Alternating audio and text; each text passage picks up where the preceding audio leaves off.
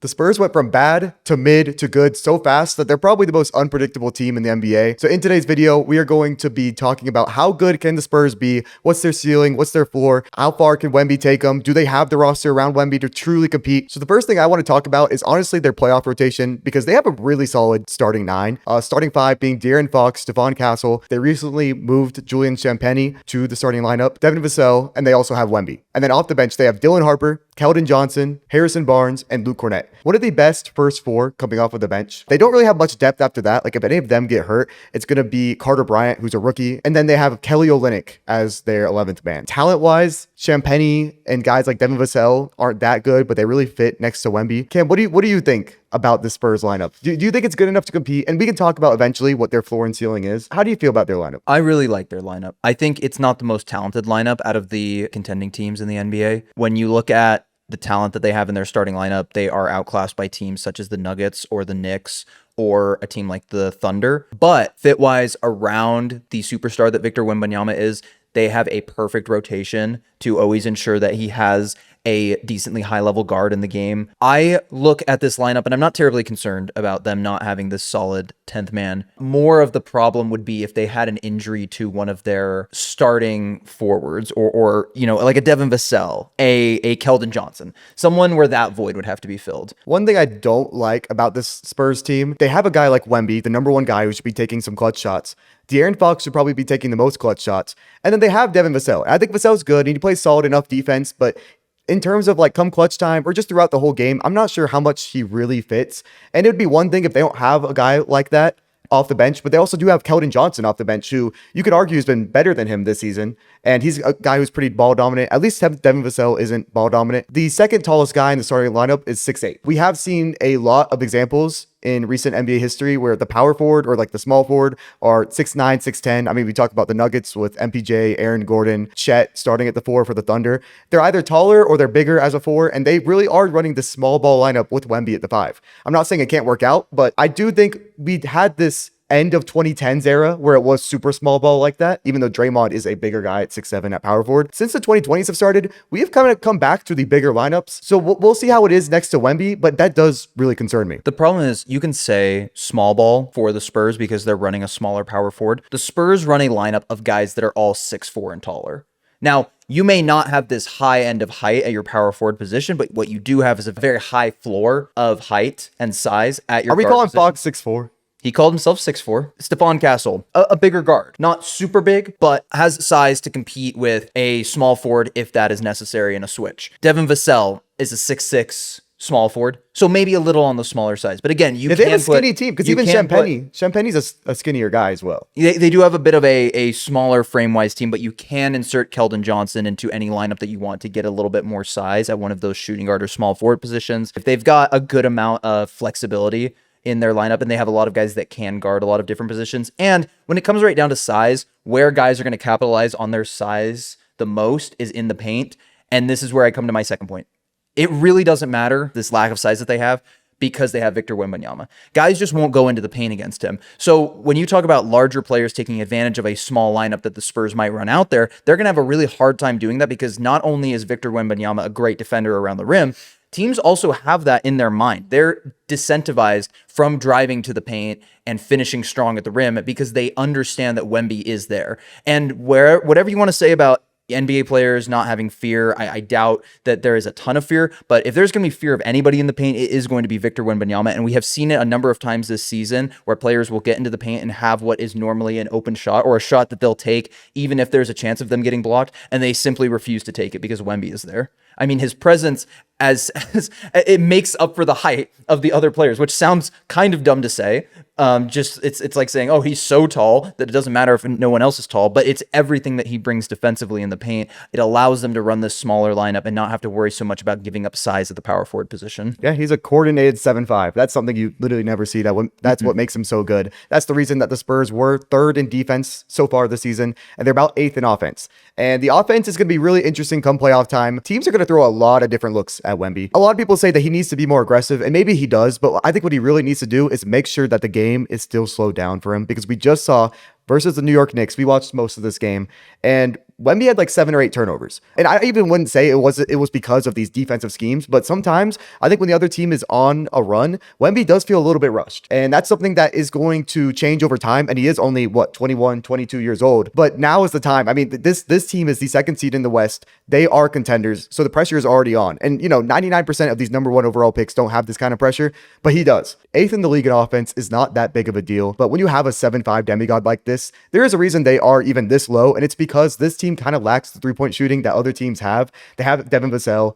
But besides Devin Vassell and then Champagnie, everyone else on this team is either average from 3 or below average, or even if they shoot a little bit higher of a percentage, it's like they don't have the quickest shot. Like I'm trying to think. I mean, Harrison Barnes is a decent shot, but even him, Dylan Harper shooting like 25% from 3, Fox like 34, Stephon Castle 28. I struggle to have the Spurs as contenders, meaning I can see a way they make the finals when they have shooters like this where they can have 1 good 3-point shooting series. They can have 2 good 3-point shooting series.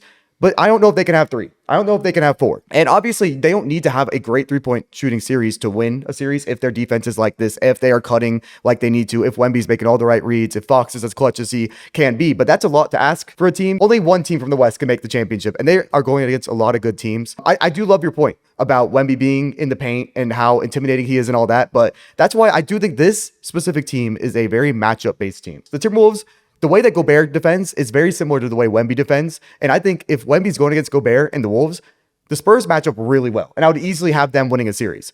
But then if they go against even a worse team, but not a good matchup, like the Warriors, I mean, the Warriors are going to space that floor. Yes, you're going to roam off Draymond, but it is very hard to guard a Draymond screen and Stephen Curry with one guy. So Wemby's going to have to step up, and they just can't run the same scheme. Or if they do it, they have to do it in more of a slick way, so it's harder to read. And I guess they do have the coaching staff for it. I do agree with your point actually a lot about the matchup-based nature of this team, and it was a point I was about to make. I don't want to go too far into any potential playoff matchups because of how much the seeding can change in the next month, but what I do want to say is that I think the Spurs have the talent to beat whoever they will face in the first round of the playoffs if they stay as a 2 seed or even go up to a 1 seed. Now, moving on beyond that, I think their second round matchup could end up being very difficult. I think they could end up playing a team like the Nuggets in the second round.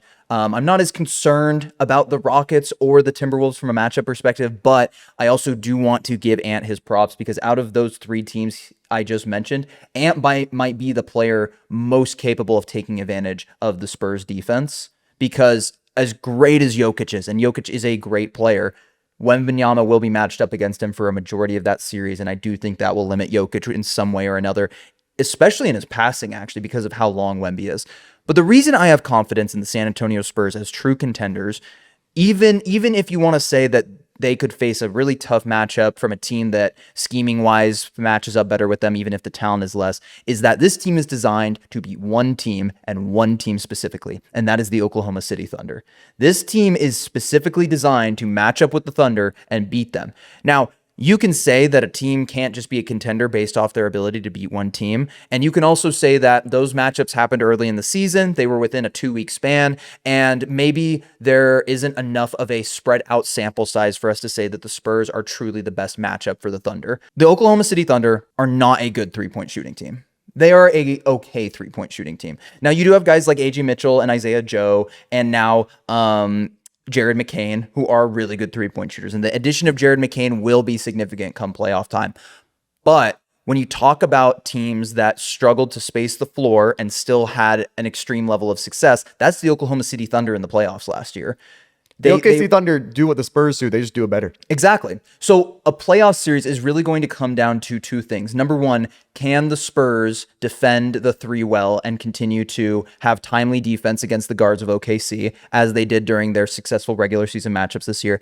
And can Victor Wembanyama take advantage of one of the tougher matchups he would face, which is the combination of Isaiah Hartenstein and Chet Holmgren? We saw him do it a couple times this season, although I do believe Hartenstein was hurt in a couple of those games. I think it was too. It will be very interesting, but I do have a lot of faith in the Spurs because I do believe that they match up the best with the Thunder out of any team in the West. Not from a talent perspective necessarily, but just from a scheming perspective, and I think they have all of the tools to beat the Thunder. My biggest worry would actually come in a finals matchup against a team like the Knicks or a team like the Celtics, who space the floor extremely well and don't rely on their paint points really at all. I mean, the Celtics do like to get to the basket, but they will also take advantage of the mid-range, especially Jaylen Brown and Jason Tatum. And we know the Knicks are going to shoot that damn ball, and they're going to play quick, and they're going to play through Brunson and Cat. And Cat will draw Wemby out of the paint if they have him on him. So maybe it would be better to go with a Keldon Johnson or something like that. But again, I don't want to get too into the specific matchups. I have faith in the San Antonio Spurs. I really think Victor Wembanyama is going to be a big driving force in their playoff run. I saw some people on Twitter recently talking about how the Spurs don't pass the ball to Victor Wembanyama. They don't give him all these shots. They're wasting a generational offensive talent.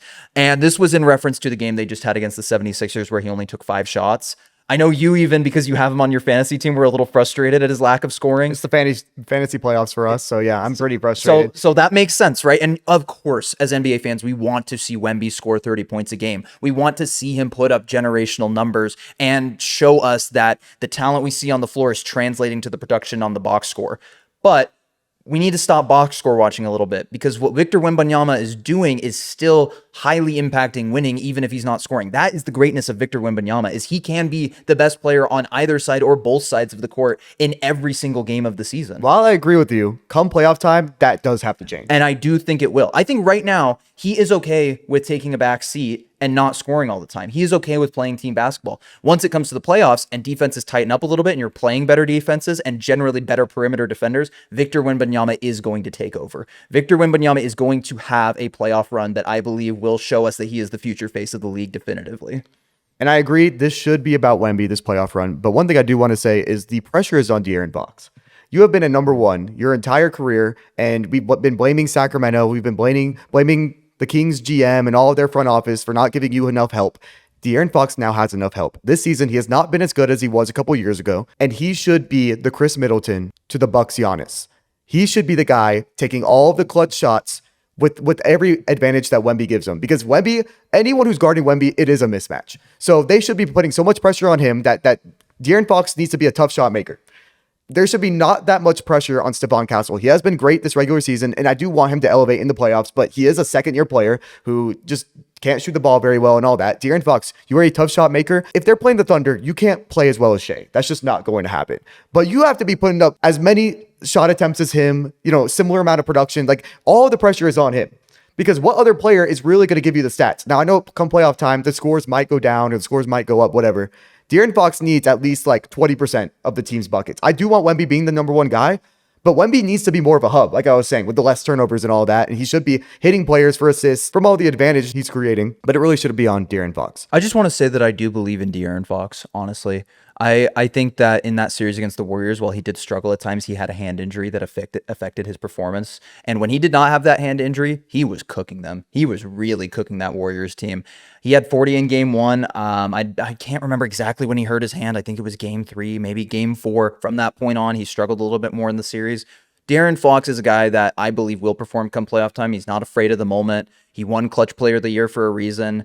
And I do truly believe in his ability to come through in the clutch. At the end of the day, it is just going to come down to a few shots here and there. It always does in the playoffs. And as much as we don't want to maybe admit that as NBA fans, that a team that was historically good and our favorite team that we ever got to watch play was historically good, we don't want to admit that they were a few shots away from not winning the finals. We don't want to admit that Giannis was a few inches on a shoe away from not even making it to the conference finals, right? The NBA and NBA players are so good that at the end of the day, it's going to come down to a few shots in the clutch. It's going to come down to who hits those shots. I think De'Aaron Fox can do that. I think Victor Wembanyama can do that, but it may have to be a Keldon Johnson or a Devin Vassell or one of these guys. And I, more so than believing in De'Aaron Fox to hit the clutch shots or believing in these guys to hit the clutch shots, I believe in the Spurs to put themselves in a position where they can be a couple shots away from an NBA championship. Okay, we'll see how much you really believe, because we are going to go team by team and say who we have, Spurs or this team. Let's start with the OKC Thunder, the number 1 seed. If they play, actually, you know what? No. Let's start with the very bottom of the play-in, because these teams are actually likely. I know, completely opposite. You really started with the haymaker, and then you were like, no, let's save it a little bit. Yeah, let's build it up a little bit. Starting with the 10 seed, because I feel like all the teams in the play-in right now are going to stay in the play-in. Obviously, the Lakers could drop, but whatever. The 10 seed Portland Trailblazers, I would pick the Spurs to win the series, but one thing I will say, I do think the Blazers actually match up pretty well with the Spurs. And I do think if Donovan Clingan's 3-point shot is on, he can help space out that floor. But the Spurs are going to win it. I'd give it a cool 5-game series. I mean, the Trailblazers might keep it close, but at the end of the day, this is one of those series where the Spurs have a definite talent advantage. I think if Dame was playing, it could become like a 6-game series. It's a 5-game series without him. Makes me excited to see the Trailblazers next year, though, with Dame. No, Hopefully I think he can come they back should be healthy. contenders, especially with their salary cap situation. Next team, the Clippers, and I actually don't think this will be close. I understand they have Kawhi Leonard, who will actually most likely, I would actually argue Kawhi would play better than Wemby in the series. I don't like Mathurin that much. I mean, Garland, we just haven't seen too much of, and I hate the Clippers centers. I like their rookie. He's been playing great. I don't like rookie centers in the playoffs. That's just my personal bias. And then I don't like Brook Lopez, even though he will space the floor. This is actually tough, but I'd still go the Spurs in like 6. I give the Clippers 2 games. It's Kawhi Leonard. Yeah, this is another 5-game series for me. I really don't see it being terribly close. I just don't think that they have the matchup against Wemby that they would desire at all, especially with no Zubac. Even if they had Zubac, I still think Wemby just brings a different skill set than Zubac can defend, unlike a Jokic, which is not a slight against Jokic at all. Just 2 very different players, and I think the Spurs win this easily. The next team up is the Golden State Warriors, and I know you just mentioned that you think their spacing is going to give them an advantage in this series, scheming-wise. I unfortunately think this is a sweep. What? I really don't think the Warriors, personnel-wise, have anything that they can use to contend with the Spurs outside of Steph Curry. Now, Steph Curry in a playoff series could be absolutely amazing. The Spurs do also have good personnel to defend him, especially if he's the only guy they have to focus on. And as good as he has been playing recently, I'm not relying on Pods offensively in a playoff series. Who actually would you point to on the Warriors? Maybe a Porzingis, but Porzingis' availability is so up and down and all over the place that I have no idea if he's even going to play again this season. And I mean, don't get me wrong. I actually am starting to enjoy the core of guys outside of one that we'll talk about later that we don't have anymore. I'm really enjoying the core of guys that they have built with Guy Santos, with Will Richard. I really like Pods at times. I mean, I know people like to shit on him. I just don't think he's consistent enough to rely on him in a playoff series, but I do think he's developing his offensive game. But our center is Al Horford at 39 years old. But that's also a good matchup for playing it against Wemby.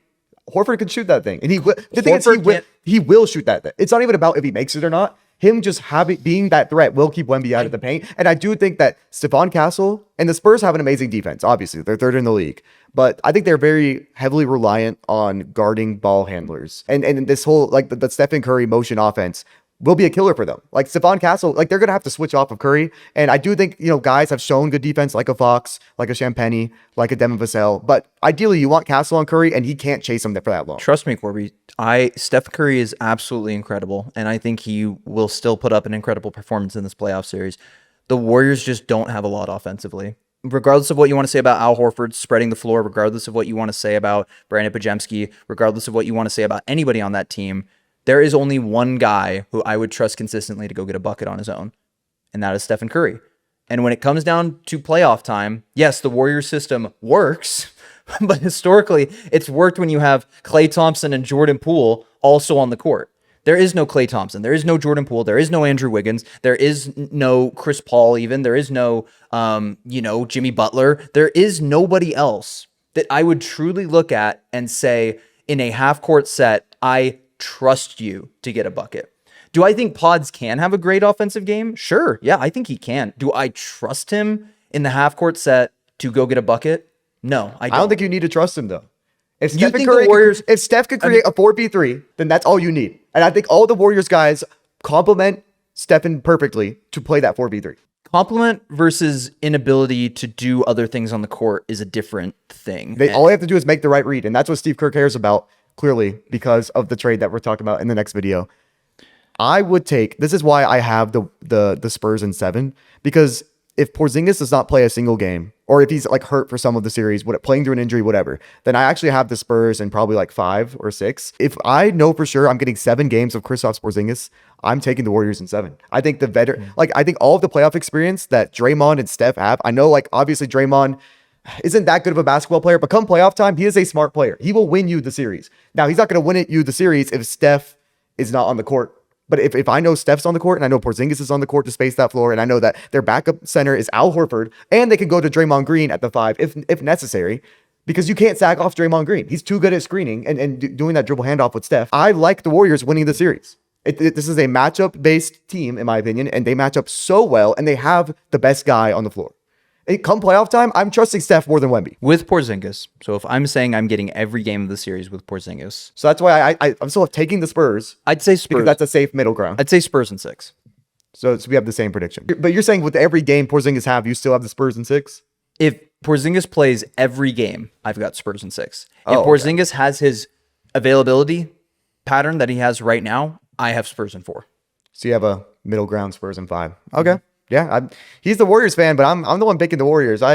Maybe I'm just a little more pessimistic. The Spurs have a flawed roster. I'm sorry, they're the 2 seed, but they're not some super team. We've seen 2 seeds lose in the past that have really good, young, promising rosters, like the Memphis Grizzlies when they were the 2 seed, playing the Los Angeles Lakers. And you could say that Lakers roster was better, and maybe it is, but we just haven't seen much from the Spurs for me to give them that much benefit of the doubt. Next up, the Phoenix Suns. Besides Devin Booker, I really just don't trust this team that much. I do think they're a really good regular season team, and I like the young players they have, but yeah, the Spurs kind of easily win this, in my opinion. I don't want to discredit them too much, but if they're going to run Mark Williams, Oso Ighodaro, I mean, they're playing right into the Wemby trap, and they can't really go small ball. Yeah, enough said. I'll say Spurs in 4. I haven't said Spurs in 4 yet, but I'll say Spurs in 5. I actually do think that overall, because I can trust the health of the Suns more, I'd give them a game. next team is the Los Angeles Lakers, a potential second round matchup, or first if the Lakers start choking games. I'm going the Spurs actually pretty easily because I'm thinking about the other centers on the Lakers, and I know they can go small ball. I would love to see LeBron James match up against Wemby.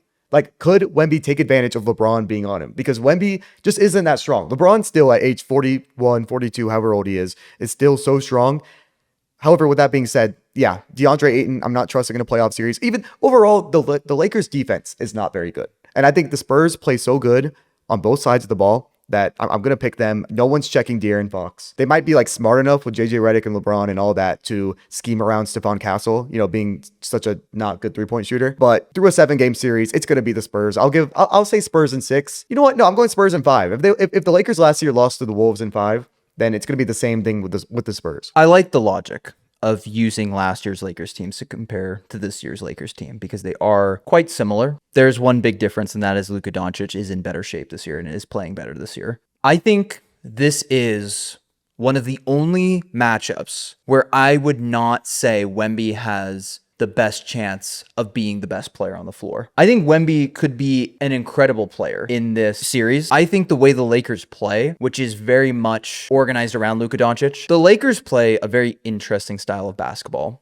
Hate it or love it, they are one of the best teams in the NBA at drawing fouls because they have 2 to 3 guys that are really good at drawing fouls and are really intelligent. And one of the things that they do so well is they don't put themselves in positions to get blocked in the paint. Luka Doncic stops in the mid-range a lot of the time and will fake and then kind of sweep under, right? LeBron James, if he's going to the paint, he's going really strong, or he's also just kind of like driving to kick, right? Austin Reeves, very similar to Luka. I think oddly enough, the Lakers' way of playing offense by being so aggressive and drawing fouls and going into the bodies of defenders will limit Victor Wembanyama's effectiveness as a defender because they will put so much pressure on the guards of San Antonio.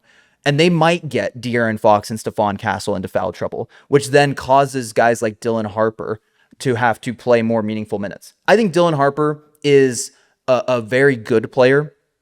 I do agree with your philosophy that I don't want to rely on a rookie in the playoffs. And I think Luka Doncic has a very good chance of being the best player all around in this series. I still think I'm taking the Spurs, but I'm taking the Spurs in 7.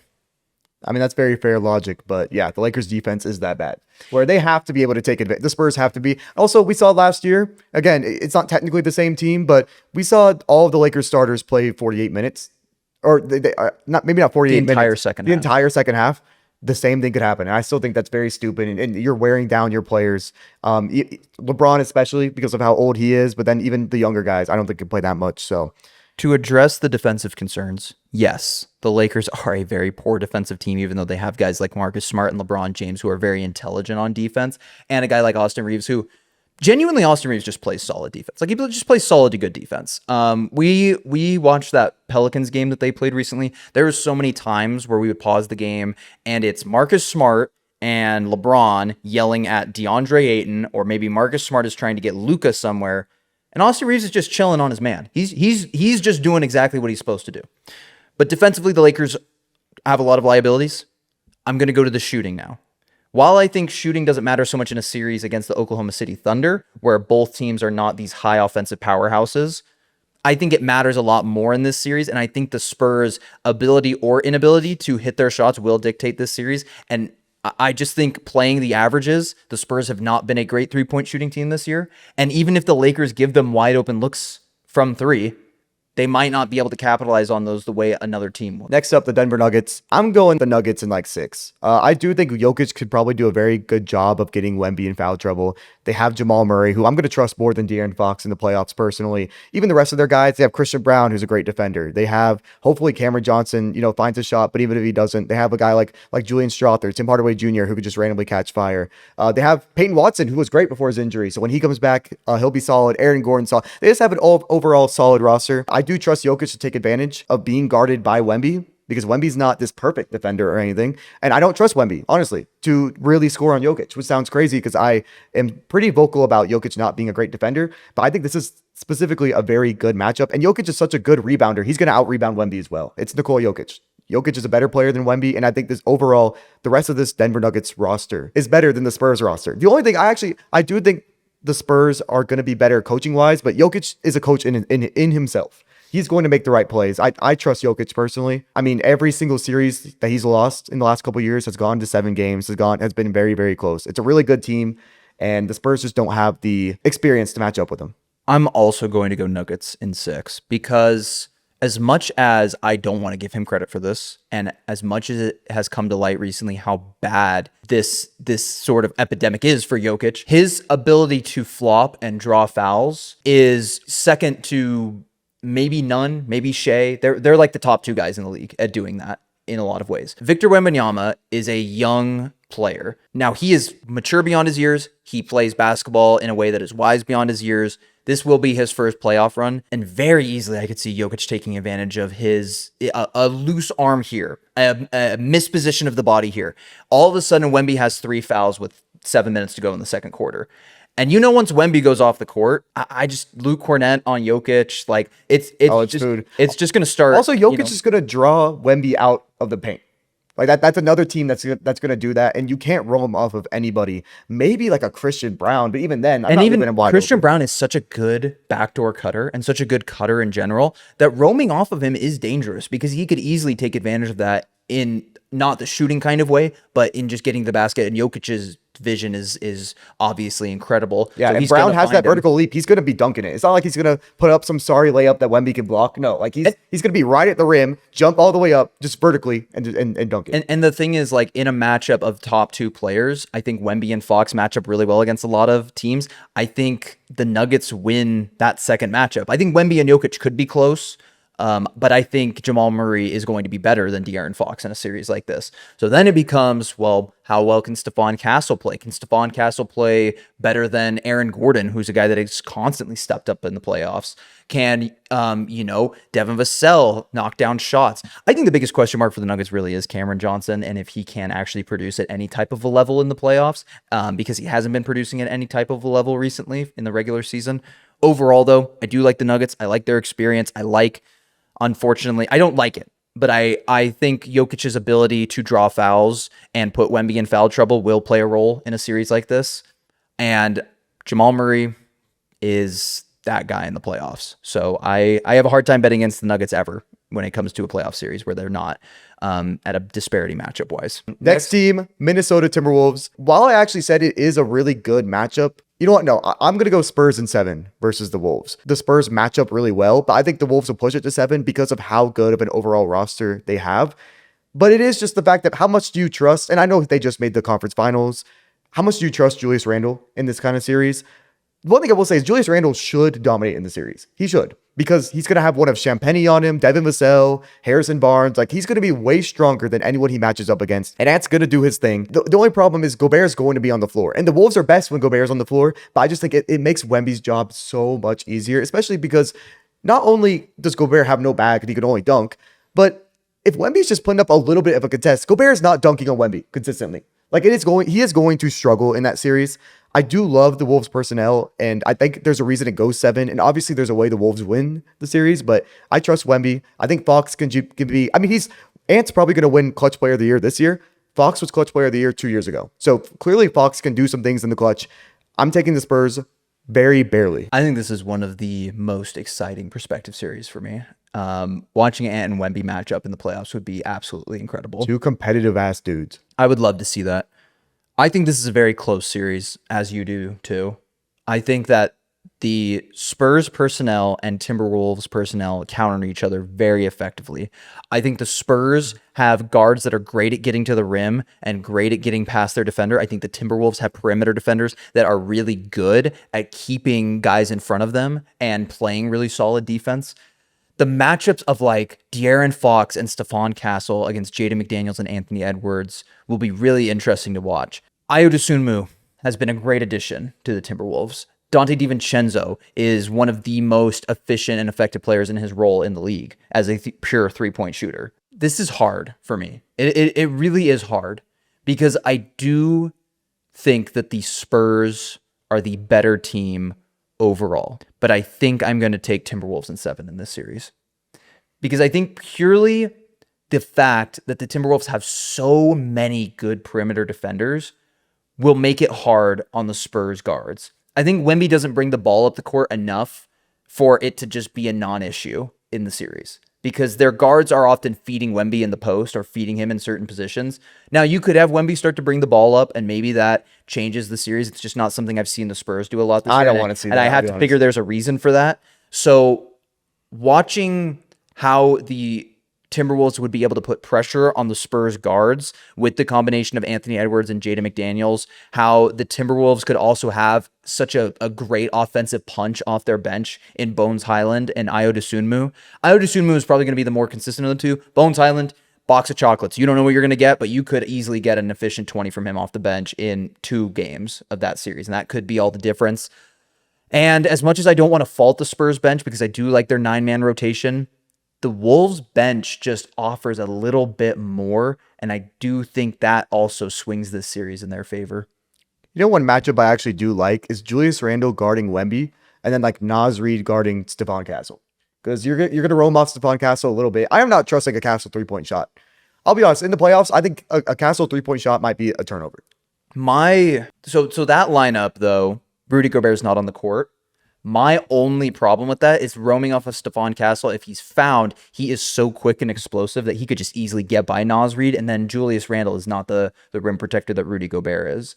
So I like the idea of Julius Randle on Wemby. I do think you have to go Gobert on Wemby, though, and just trust one-on-one, at least in the first couple games, that he's going to hold his own. And then if he doesn't, then maybe you switch it up to more of a, have Naz Reid roam off of one of Stephon Castle. You don't really want to roam off DeArron Fox. He's a good enough 3-point shooter to punish you. Yeah, maybe you roam off of a Stephon Castle or Julian Champagnie can be hot and be cold. I don't think it's crazy to run that type of lineup. I just don't like the idea of doing it off Castle necessarily right from the jump, because Castle is so good off the drive. Next team is the Houston Rockets, and I'm honestly picking the Spurs in like 5 games. I respect Kevin Durant. Kevin Durant could even maybe be the best player in this series, well, for sure offensively. But if you're running your offense through Sengun instead of KD, then you win. Even though I think Sengun, in previous matchups in the regular season, has scored on Wemby a good amount and efficiently. But the fact that you have Sengun, you have Amen Thompson, Jabari Smith Jr. can't make a decision. I don't like this Rockets roster in general. I think I did before the season started, but then, they lost Steven Adams. They lost Fred VanVleet. And then I thought Jabari Smith Jr. would seem like a smarter player. I don't want to kind of quote Kevin Durant about what he said about Jabari Smith Jr. because that's just mean and messed up. And their teammates as well. But Jabari Smith Jr.'s basketball IQ, I watch sometimes, and I don't see it. He's an NBA player still because he's 6'10" and he can make an open 3 and he can defend. But and the fact that the Rockets defense hasn't been that good this season with their technically good offense but flawed come playoff time, in my opinion. I mean, I understand what you say about Castle being fast and Amen's the same way, but you could actually have Wemby guard Amen Thompson and it would work out perfectly. So I'm taking the Spurs in 4 or 5. I agree. I'm taking Spurs in 5. I think the Rockets suffered the two biggest losses in terms of how they match up with the Spurs for their injuries this season. They lost Fred VanVleet to start the year, and that obviously is going to be a huge problem against a team like the Spurs with so many good perimeter defenders. And then they lost Steven Adams, and against a team like the Spurs, I'm not even just talking about Wemby, with guards that love to drive and love to get into the paint. And then you got Wemby too, who's catching lobs. Alperen Şengün, good player, not a rim protector. And I think that will get exposed very quickly in that series. And the final matchup is the OKC Thunder. And I understand that they are 4-1 against the Thunder this season. I'm taking the Thunder into playoff series. Shai Gilgeous-Alexander will be the best player in that series. And I think they have the exact same ideologies, kind of the same ideas. It's just that the Thunder are better. They've done it before. And Chet is just like Wemby's a good matchup for Chet, Chet's a very good matchup for Wemby. It's going to be a heated series. And when Wemby goes home, he's going to be pissed that he lost to Chet Holmgren. We just watched the Jimmy High Roller Chet Wemby video last night, and it just got me hyped. But yeah, I just don't believe Lou Dort is a good basketball player. If they just limit Lou Dort's minutes, then I easily have the Thunder. But if not, hey, that's a non-shooter right there. And I mean, how many good defenders do you really need for the Spurs team? Like, you need a guard, Fox. But besides that, I will say that the Thunder's perimeter defender is a little bit excessive unless they're really just helping a ton. And it's a lot of good like team defense, which they have. But I think they're also just an even better team when it comes to defending multiple ball handlers. Throughout this video, we've constantly talked about teams, matchups, scheming, how all of that impacts the game because it's so important and it's something that gets overlooked a lot. Basketball is a game where everyone needs to be in sync all the time. It's very difficult for that to happen. And that's why little details of scheming matter so much. The Oklahoma City Thunder have the better roster. The Oklahoma City Thunder have the better coach. Against any other team of the exact same construction, I believe the Thunder win. But a part of me truly wants to look beyond what I see on the depth chart, on the box score, and just look at who I believe will be the best player in this series, and that is Victor Wembanyama. Against all of these other teams, we have talked about scheming and matchups, depth, shooting, defense, everything that comes along with the mental thought process behind a playoff series. But I believe that Victor Wembanyama is one of those rare NBA players that regardless of what the matchup looks like on paper, regardless of what we may want to think about the analytics of the game, if he is motivated enough, he will find a way to win. Now, is it crazy to say that about a guy who's 22 years old who has never made a playoff run before? Yeah, it is crazy. That is purely coming from my own belief in him as a player. It's not a playoff run. He's never been in the playoffs. He's never been in the playoffs. He's never been in this stage before. The biggest stage he's been on is an Olympic basketball stage where, yes, he did perform, but that is not the NBA playoffs. It's very different. It's not a 7-game series. It's a one-and-done elimination tournament. Victor Wembanyama will have more motivation to win this series than any other series we have brought up so far. He might have double the motivation. You could talk about any number of reasons why. You could talk about the Spurs using the Thunder as the blueprint for how they're going to construct their team roster and their organization. You can talk about how physical they played against him. You can talk about Shai Gilgeous-Alexander and him having this debate for who's going to be the next face of the league. And you can talk about Victor Wembanyama and Chet Holmgren all day long, and people have. At the end of the day, LeBron James had the Boston Celtics. Michael Jordan had the Detroit Pistons. Victor Wembanyama is getting his equivalent earlier than any player we have ever seen. And he is being put on a pedestal. And I do truly believe he will respond. And I'm going to take Spurs in 7. Can we talk about how anytime Wemby is ultra motivated, he's lost? Every single time. We talk about the U19. We talk about the All-Star game. We talk about, what was the most recent? I don't know. But the only time it seems like he's winning when he's motivated was this year against the Thunder. And I guess you could say that. You could use that and say, hey, he's going to do the same thing in the playoffs. But you have to. But this is just building. All this is building is a literal resentment of losing. Because this guy, we saw him in the All-Star game. He hates losing. Other guys dislike losing. Other guys feel bad when they lose. Other guys can't stomach it. Victor Wembanyama has a visceral hate for losing the game of basketball. Well, then he's going to have a sour-ass offseason. If he loses, he will. But I don't believe that Victor Wembanyama will lose this series. What Shai Gilgeous-Alexander, outside of, you can argue the finals when Tyrese Halliburton, you could say Tyrese Halliburton outplayed Shai in the finals. You can say that. Any other series, Shai has not been outplayed. He outplayed Jokic. He outplayed Ant. He outplayed He outplayed Luka Doncic in that series that he Okay. lost to the Dallas Mavericks. And it's time for Victor Wembanyama to show the NBA who he is. If Victor Wembanyama is the generational talent that many people, including myself, believe him to be, he will be the best player in this series. You are setting him up for such high expectations because he's only 22 years old. Of course I am. Because if he wins this series, he's probably going to make the finals. So your expectations for him are making the finals. And if he doesn't make the finals, then you're disappointed. I said he'd lose to the Because Timberwolves. also- I said he'd lose to the Timberwolves and the Nuggets. But if it comes to it, a conference finals matchup against the Thunder, yes, I do believe he will win that. And also, it's not up to him. It doesn't matter. Like, it's the rest of the roster also has to do good. but They have once again, if your matchups and your roster construction can keep it close enough that a few shots or a few plays are the difference between you winning or losing the finals, as I said before, I believe that Victor Wembanyama will make those shots in this series. How sure are you that he'll take those shots?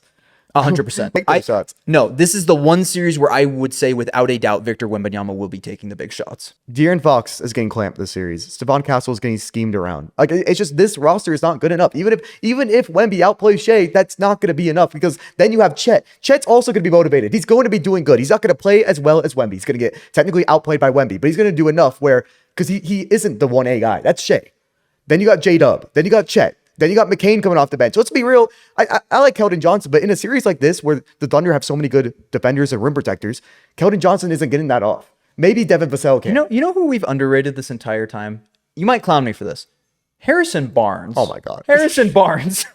Listen, Harrison Barnes is a veteran. Now, maybe he didn't show up in the 2016 finals, and you could hold that against him forever and ever and ever. Did he even show up in the King series? I don't even remember. Yeah, no one remembers. I don't remember. So I feel like if he did show But up, Harrison Barnes is that type of veteran guy that could give you a big shot. He could give you a little bit of a run in the third quarter to keep you in the game. And that's all it takes sometimes. He shot 24% from three in the 7-game series. Kings versus Warriors. He averaged 10 points per game. He shot 42% from the field. He is probably going to play even worse against the Thunder. But I don't think I'm going to convince you, and this video's kind of been long enough. So I do want to end it asking you, and I'll give my own, what is the ceiling and floor of this Spurs team? I'm actually going to give, because I see a way that the Warriors beat them in a series, I have their floor being a first-round exit, because they can definitely do that. And I think their ceiling is the Western Conference Finals. I just don't think this team can win 3 series in a row. And I think that's fine. This is their first year being good. The first year the Thunder were good, they lost in the second round. And I don't think this will be a testament of Wemby. They're going to see how these playoff series work, and then they're going to adjust their roster accordingly because they have a lot of value. They have the 14th pick in the draft. They have multiple draft picks alongside their own in the upcoming years. They have good cap flexibility, honestly, because Wemby hasn't signed his extension yet. The only one who's really getting paid is De'Aaron Fox. So this team is amazing. They're going to likely make the second, third round, but I don't think they can make it any farther than that. For me, based on my predictions, I guess I would have to say their floor is a second round exit because I don't see them losing to any of the prospective play-in teams. And their ceiling is a championship. Because one time, I mean, hey, once you make the finals, you can always win it. Once you make the finals. Now, I obviously think that, like I said, teams like Boston or the Knicks match up against them very well and would take advantage of their defensive holes that they do have, as limited as they are. But 7-game series, you can win it, and they'd be getting through the toughest team if they beat the Thunder. So their ceiling is a championship, and their floor is a second-round exit, in my opinion. Cool. All right. And that's the video. If you guys enjoyed, let us know in the comments what is the ceiling floor of the Spurs. And then if you want to give your opinion on every single series, go ahead. But that's going to be the main thing. If you guys like the video, make sure to like it and then subscribe. We are trying to hit 1,000 subscribers pretty soon. We're a little bit over halfway there, but I think, pretty soon we can hit it. So, yeah, peace out.